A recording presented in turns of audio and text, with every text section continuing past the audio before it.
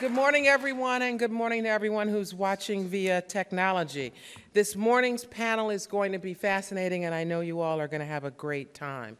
I'm not used to having this many people show up to see me without a court order, so I'm certain this is going to be fabulous. Our panel discussion this morning is by the book. Our moderator is Pamela Paul.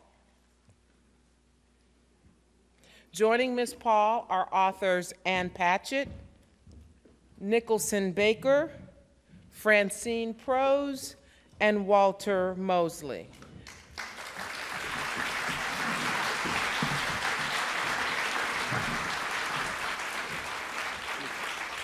Ms. Paul is the editor of the New York Times Book Review and of the popular interview column By the Book. Her new book, By the Books, Writers on Literature and the Literary Life by the New York Times Book Review, brings together 65 of the most intriguing and fascinating exchanges over time. She's joined this morning by Ann Patchett, who's the author of 6 novels, as well as the co-owner of a bookstore. Yay for bookstores. Her newest book is This is the Story of a Happy Marriage, a memoir, and before the publication of her first novel, she labored in the trenches at 17 magazine. Nicholson Baker is the author of 10 novels, including Human Smoke. His latest is In the Paul Chowder Chronicles, where poet-protagonist Paul Chowder appears again. He is joined by Francine Prose, who's the author of 20 works of fiction. Her latest book is Lovers at the Chameleon Club, Paris, 1932, a novel set in Paris in the 1920s. Also on the panel this morning is Walter Mosley, who's the author of more than 40 books, most notably, and I'm certain there's some fans in the audience, of the E.Z. Rollins Mystery Series. His later is Rose Gold and E.Z. Rollins Mystery. The story takes place during the Patty Hearst era of radical black nationalism and political abductions. Ladies and gentlemen, our panel.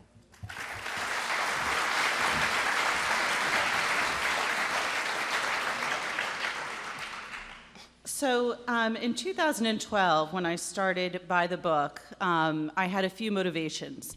While I would like to believe, as the editor of the book review, that the only reason people ever buy books is based on their book reviews, especially those in the New York Times, I know that occasionally there are other reasons people pick up a book. And one of the ones that's most commonly cited is word of mouth. It's the book that everyone's talking about in the office. It's the book that your best friend recommends. It's the book that is the current controversy.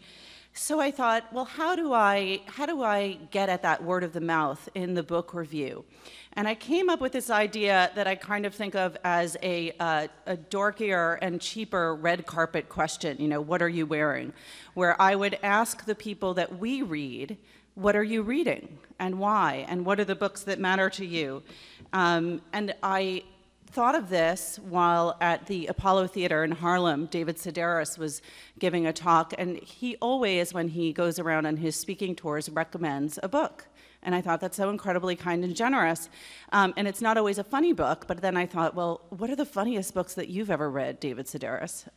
So he was actually the first person I asked to do a By the Book, which is now booked through 2015. It's become so popular with authors and also with other non-writers who I think sometimes like to show that they too like to read. And I feel like one of the times where I knew that it was truly working, other than the fact that people wanted to be in the column, was on 3 separate occasions, bookstore owners told me that customers had come into the store with Ann Patchett's page torn out and titles highlighted saying, I want these. And one person who just said, I want everything that Ann Patchett recommends.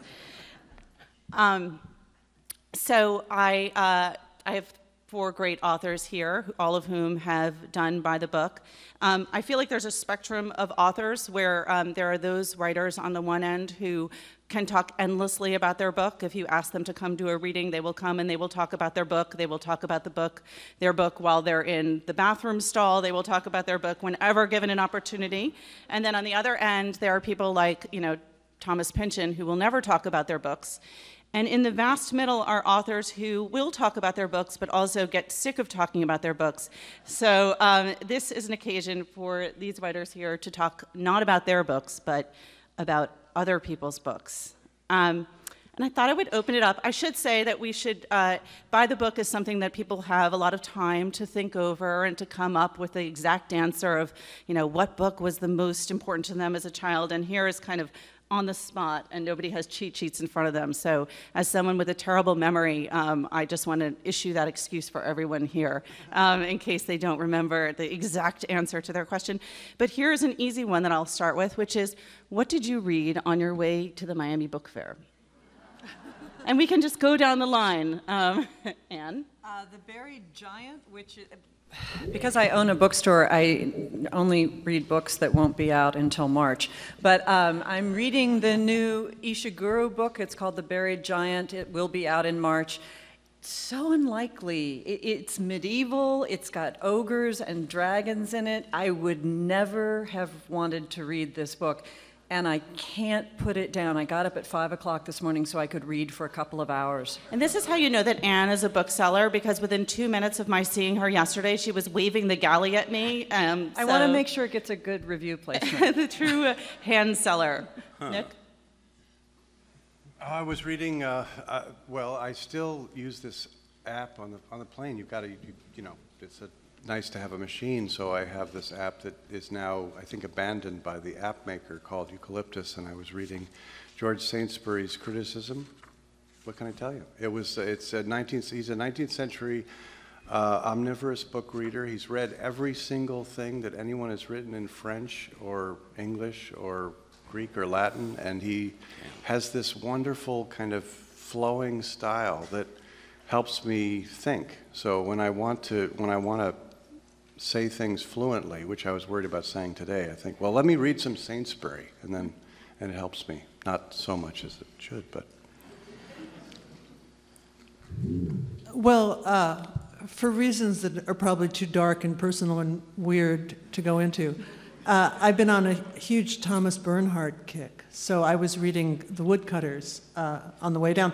But I was reading it in a strange way because I realized when I woke up early in the morning to catch an early flight that I was reading it on a Kindle, that I had a little tiny bar, so I was afraid it was going to run out. So for some reason, instead of doing the obvious thing, which was just to read it until it ran out, I'd read a few pages and then do the Sudoku puzzle in the Delta magazine, and then I'd read a few more pages. So it was a kind of going back and forth was, in a way, I thought Thomas Bernhard would have loved it, if he loved anything.